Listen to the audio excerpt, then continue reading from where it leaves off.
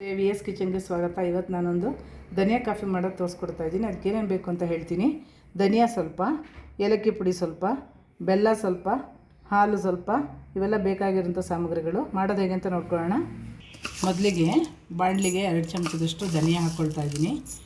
ಇದು ಒಂದು 2 ಚಮಚ ಆದರೆ ಸಾಕು ಒಂದು ಗ್ಲಾಸ್ ಕಾಫಿ ಮಾಡ್ಕೊಳ್ಳೋಕ್ಕೆ. ಇದನ್ನು ಸ್ವಲ್ಪ ಹುರ್ಕೋಬೇಕು. ಈಗ ಇಷ್ಟು ಕೆಂಪಾಗಿದೆ, ಇಷ್ಟು ಕೆಂಪಾದರೆ ಸಾಕು. ಈಗ ಇದನ್ನು ಜಾರ್ಗೆ ಹಾಕಿ ಪೌಡ್ರ್ ಮಾಡ್ಕೊಳ್ತೀನಿ. ಪಾತ್ರೆಗೆ 1 ಲೋಟದಷ್ಟು ನೀರು ಹಾಕ್ಕೊಳ್ತೀನಿ. ಈಗ ಧನಿಯಾ ಪೌಡ್ರನ್ನ 2 ಸ್ಪೂನಷ್ಟು ಹಾಕ್ಕೊಳ್ತಾ ಇದ್ದೀನಿ. ಹುರಿದು ಪೌಡ್ರ್ ಮಾಡಿ ಇಟ್ಕೊಂಡಿದ್ನಲ್ಲ, ಈಗ ಅದನ್ನು ಹಾಕ್ಕೊಳ್ತಾ ಇದ್ದೀನಿ. 2 ಸ್ಪೂನ್ ಸಾಕು ಒಂದು ಗ್ಲಾಸ್ ಮಾಡ್ಕೊಳ್ಳೋಕ್ಕೆ. ನಾನು ಕ್ವಾಂಟಿಟಿ ಹೇಳ್ತಾ ಇರೋದು. ಈಗಿದು ಒಂದು 5 ನಿಮಿಷ ಚೆನ್ನಾಗಿ ಕುದಿಬೇಕು ಈ ನೀರಿನ ಜೊತೆ. ಈಗ 5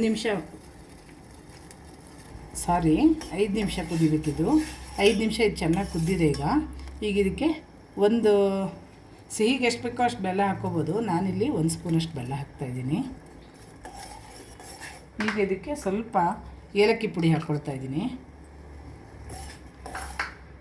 ಈಗ ಒಂದು 2 ಸ್ಪೂನಷ್ಟು ಇಲ್ಲ 2 ಅಥವಾ 3 ಸ್ಪೂನ್ ಹಾಲು ಹಾಕಿದ್ರೆ ಸಾಕು, ಜಾಸ್ತಿ ಬೇಡ. ಇದೊಂದು 1 ನಿಮಿಷ ಕುದಿಬೇಕು. ಇದೀಗ 1 ನಿಮಿಷ ಕುದ್ದಿದೆ. ಇದು ಈ ಧನಿಯಾ ಕಾಫಿ ಮಾಡ್ಕೊಳ್ಳೋದ್ರಿಂದ ಮೈಯಲ್ಲಿ ಪಿತ್ತ ಜಾಸ್ತಿ ಇದ್ದರೆ ಎಲ್ಲ ಕಮ್ಮಿ ಆಗುತ್ತೆ ಮತ್ತು ದೇಹಕ್ಕೆ ತುಂಬ ತಂಪಾಗುತ್ತೆ. ಅದಕ್ಕೆ ಟೀ ಕಾಫಿಗಿಂತ ಇದು ಮಾಡ್ಕೊಂಡು ಕುಡಿದ್ರೆ ತುಂಬ ಒಳ್ಳೆಯದು. ಇದನ್ನೀಗ ಒಂದು ಸ್ವಲ್ಪ ಸೋಸ್ಕೋಬೇಕು. ಸೋಸಾಗಿದೆ. ಇದು ಬಿಸಿ ಇರುವಾಗಲೇ ಕುಡ್ಕೋಬೇಕು, ತಣ್ಣಗಾಗಕ್ಕೆ ಬಿಡಬಾರ್ದು.